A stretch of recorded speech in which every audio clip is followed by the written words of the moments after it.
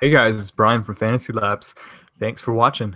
Tonight we're going to break down the Week 3 Milly Maker winning lineup on DraftKings. The lineup was from a user who is a single entry. His name was Hoothead. So congratulations to him. The scores were just ridiculous this week. Winning lineup was over 300 points, which is crazy. I mean, I think the cash line on the Milly Maker was something, I can't even remember, but it was over 200 points. Which is just pretty ridiculous. But let's break down this lineup by Hoothead. I think it's particularly interesting this week to break down this particular lineup because Hoothead did a couple things that are kind of 101 no-nos for DFS users. And stuff that we, pros and other guys who kind of consider the sharps would say this is something you definitely don't ever do in your tournament lineup. And he did. And then he won $1 million. So I think it's interesting, and I think we could talk about it. So let's start off. Well, he went with Cam Newton at quarterback, which I think was a great play. Cam Newton is always a guy who, because of his legs, he always has that upside of 30 fantasy point potential. The issue is he's particularly this year has been a little inconsistent, and especially with the fact that he's had no running or wide receivers on the outside, and hasn't necessarily got it to Greg Olsen as much as people thought he was going to in the first 2 weeks. He was pretty underowned, even against a bad Saints defense. So I think this was a great play, kind of a sneaky play a little bit.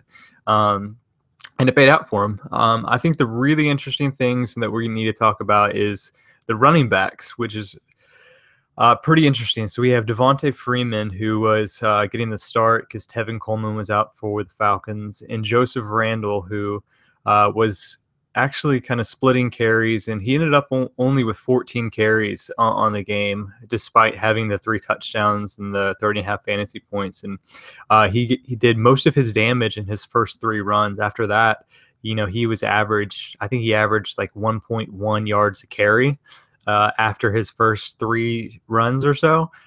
So this was kind of a little fluky because I'm not sure what the Falcons were doing, if they were just kind of just letting them have the run, and I'm not really sure, but it was some bad defense by the Falcons, and Randall really took advantage in those first couple drives, and then after that there was nothing going on, which kind of allowed Atlanta to come back and to score a bunch of points as well.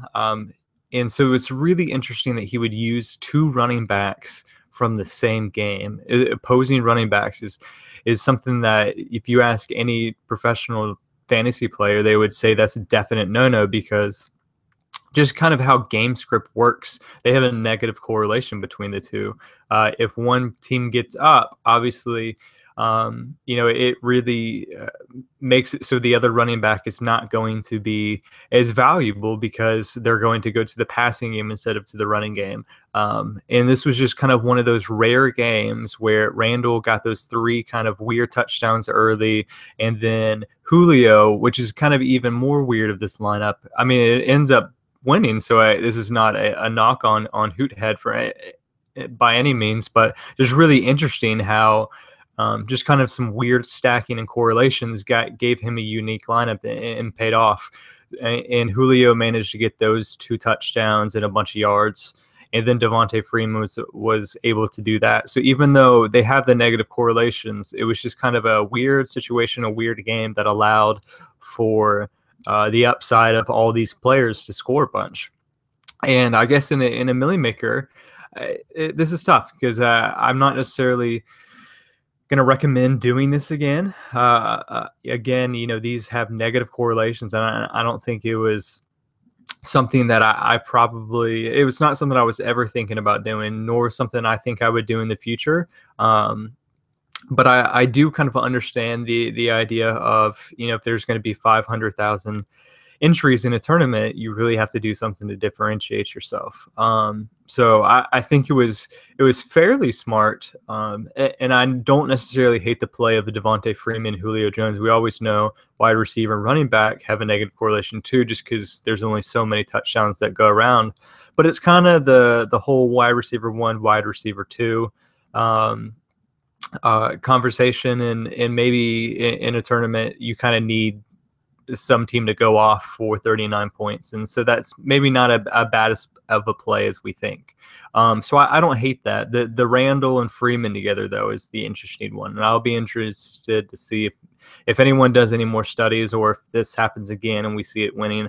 I would kind of lean towards, I think that maybe this was just kind of a unique week in that this happened. And I don't expect that we would probably see this again, but it's, definitely something to think about. He did go chalk at a couple other positions. Larry Fitzgerald has just been dominating. Look amazing with Carson Palmer under center. And he was kind of a chalk play, knew that we would get a ton of targets against a Niners team that I think people thought were going to be a little better than they have been the last 2 weeks after that, opening night game against the Vikings, but obviously did not look good here. And the Cardinals' offense looks elite, and Fitzgerald's a big part of that. So that was a chalk play, almost 25% owned, and that paid off big time with those 2 touchdowns and the receiving bonus and everything.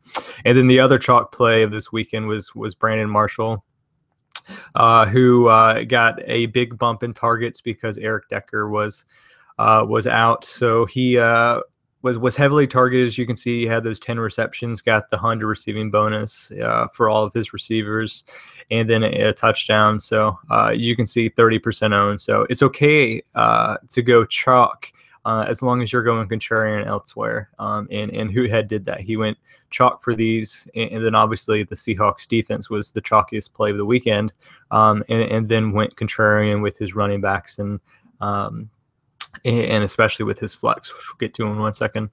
So the Greg Olsen play is interesting. It's a stack with Cam Newton, which is interesting because sometimes Cam, you don't think that you have to stack him, or like a Tyrod Taylor or something, you don't think you have to stack a quarterback who is a running quarterback, just because if you think about what would happen if Cam Newton or Tyrod Taylor goes off, you would think that it would be with their legs.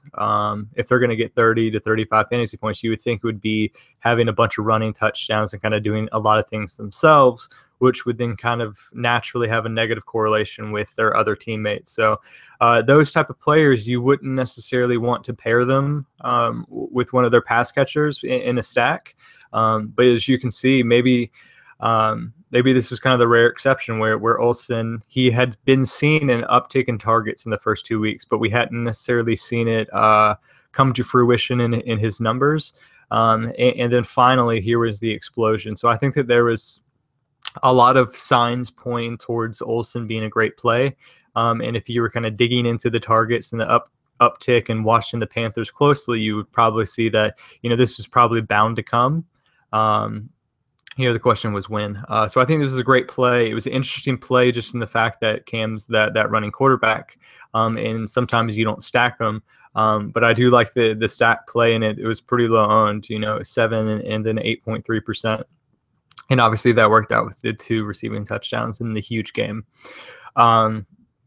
This flex play is really interesting. He gets LeGarrette Blount at 2.2% owned, and it looked early on like this was just not going to work out because Deion Lewis looked great right out of the gate and had a bunch of yards and carries in the first half, and then in the second half they switched it, and Bill Belichick gave all the runs and carries to LeGarrette Blount.